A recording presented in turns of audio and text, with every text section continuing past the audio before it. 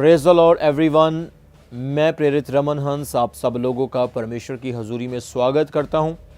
आज मैं आप सब लोगों के लिए एक बहुत ही इम्पोर्टेंट मैसेज लेकर आया हूं। परमेश्वर के आत्मा ने मुझे कहा कि मैं ये संदेश आप सब लोगों के साथ साझा कर सकूं।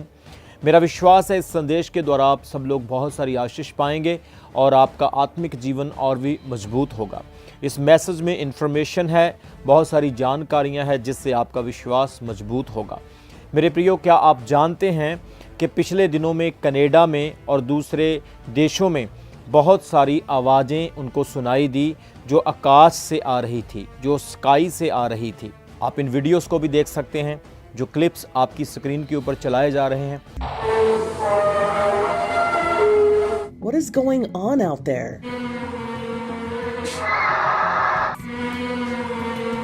What is this strange trumpet-like sound? What is going on?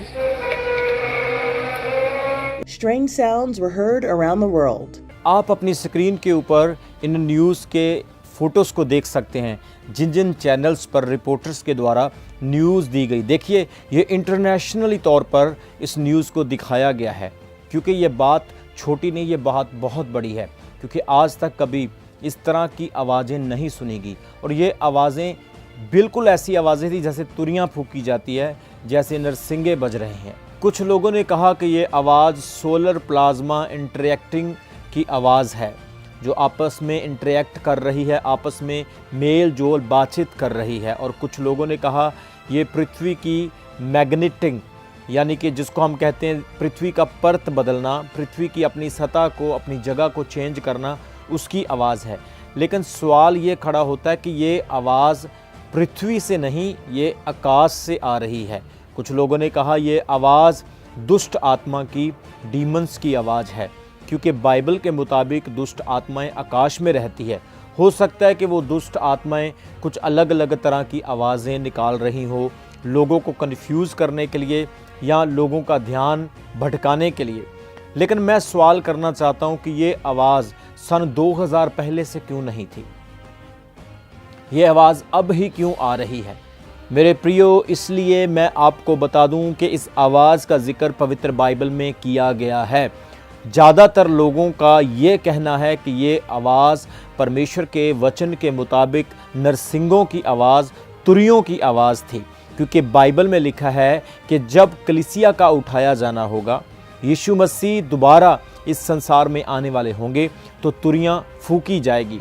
यीशु मसीह ने खुद ये बात कही कि मेरे आने के चिन्ह आकाश में प्रकट होंगे। आज मैं आपको बिब्लिकल पर्सपेक्टिव से बताने की कोशिश करूंगा। जैसे पवित्र बाइबल में निर्गमन की किताब उसका 19 अध्याय उसके 16 वचन में जब हम पढ़ते हैं, वहाँ पर मूसा के समय में जब परमेश्वर ने सिनाई पर्वत पर मूसा को 10 आज्ञाएं, 10 कमांडमेंट्स दी, तो वहाँ पर परमेश्वर जब उतरते हैं तो क्या होता है। और जब हम 16 वचन में पढ़ते हैं, वहाँ पर लिखा है, जब तीसरा दिन आया तब भोर होते ही बादल गरजने और बिजली चमकने लगी और पर्वत पर काली घटा छा गई। फिर नरसिंगे का बड़ा भारी शब्द हुआ और छावनी में जितने लोग थे सब कांप उठे। मेरे प्रियो, पुराने नियम में जब मूसा परमेश्वर से मिलता है, सिनाई पर्वत के ऊपर भी परमेश्वर के आगमन के समय नरसिंगे फूके जाते हैं। मूसा को स्वर्ग से नरसिंगों की, तुरियों की, इंग्लिश में कहते ट्रम्पेट्स की आवाज़ उनको सुनाई देती है। सो नरसिंगे जब फूके जाते हैं तो ये परमेश्वर के आगमन का चिन्ह होता है। परमेश्वर बहुत महान है, बहुत बड़ा है, और जब परमेश्वर उतरता है तो नरसिंगे फूके जाते हैं।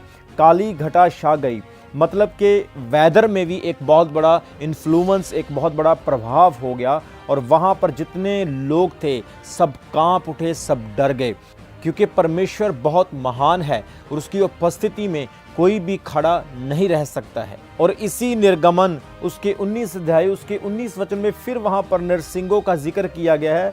19 वचन में लिखा, फिर जब नरसिंगे का शब्द बढ़ता और बहुत भारी होता गया, तब मूसा बोला और परमेश्वर ने वाणी सुनाकर उसको उत्तर दिया। जहाँ पर भी नरसिंगे के शब्द का जिक्र हुआ है जो कि बहुत भारी था, इसलिए हमने इस वचन में देखा कि परमेश्वर का आगमन, परमेश्वर की प्रेजेंटेशन है, परमेश्वर का वेलकम है। मेरे प्रियो, जब कोई राजा आता है, कोई बड़ी शख्सियत या कोई बड़ा व्यक्ति, महान व्यक्ति आता है, तो उसके आगमन पर एक ज़बरदस्त वेलकम किया जाता है। सो जब परमेश्वर का आगमन, उसकी प्रेजेंस होती है, तो स्वर्गदूत तुरियां बजाते हैं, स्वर्गदूत परमेश्वर की प्रेजेंस का वेलकम करते हैं। या कोई भी वाक्य जब होता है तो बाइबल कहती है नरसिंगों के साथ ही परमेश्वर के आगमन का प्रकटीकरण होता था। इसी तरह से जब हम पहला कुरिन्थियों उसका 15 अध्याय उसके 52 यानी कि 1 कुरिन्थियन चैप्टर 15 वर्स 52 में जब पढ़ते हैं, वहाँ पर लिखा है, और यह क्षण भर में पलक मारते ही अंतिम तुरी फूकते ही होगा, क्योंकि तुरी फूकी जाएगी और मुर्दे अविनाशी दशा में उठाए जाएंगे और हम बदल जाएंगे। वहाँ पर लिखा है कि मुर्दे कब्रों से जिंदा हो जाएंगे, हमारे शरीर जो नाशवान है ये अविनाशी दशा में बदल जाएंगे, और जब ये होगा उससे पहले तुरी फूकी जाएगी, नरसिंगे का फूकना होगा। सो हम देख रहे हैं कि जो ये आवाज़ें आकाश में सुनाई दी, कनाडा में, दूसरे देशों में, इस आवाज़ का जिक्र बाइबल में पहले ही कर दिया गया। यीशु मसीह ने पहले ही ये बोल दिया था कि मेरे आने के ये चिन्ह होंगे कि भयंकर आकाश में आवाज़ें और चिन्ह दिखाई देंगे।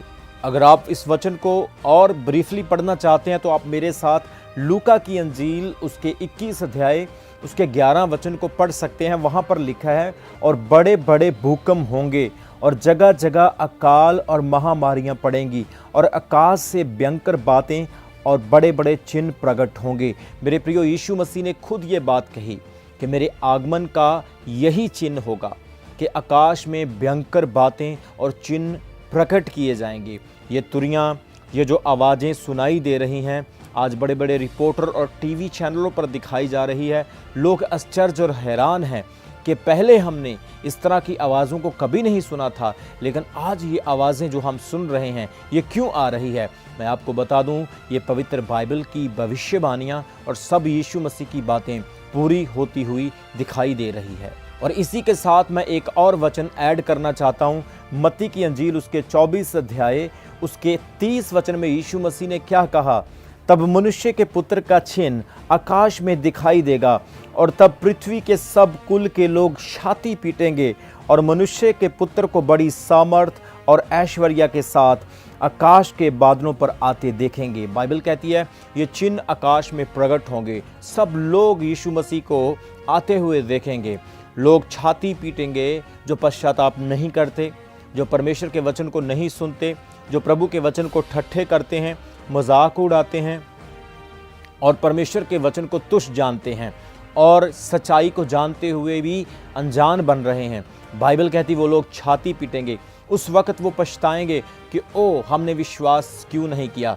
सो हम बात कर रहे हैं कि ये जो तुरी की आवाज़ें हमें सुनाई दी है, ये आवाज़ें बाइबल में पहले ही लिख दी गई है। इसी तरह से परमेश्वर के वचन में लिखा है कि 7 स्वर्गदूत जब 7 तुरियां 7 नरसिंगे लेकर आए होंगे तो उस समय ये चिन्ह प्रकट हो जाएगा। जब हम पढ़ते हैं प्रकाशित वाक्य उसका 8 अध्याय उसके 6 वचन में लिखा है, तब वे 7 स्वर्गदूत जिनके पास 7 तुरियां थी वे उन्हें फूकने को तैयार हुए। मेरे प्रियो, प्रकाशित वाक्य उसके 8 अध्याय को जब आप पढ़ते हैं वहाँ पर 7 तुरियों का जिक्र किया गया है जो कि 7 स्वर्गदूतों के पास है।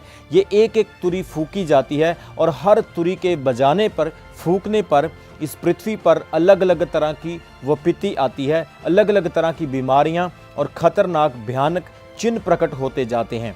सो मैं आपको बता देना चाहता हूँ मेरे प्रियो कि ये जो आवाज़ें कनाडा में और दूसरे देशों में और अलग अलग प्रांतों में सुनाई दी है, सचमुच ये प्रभु यीशु मसीह के आने के चिन्ह हैं।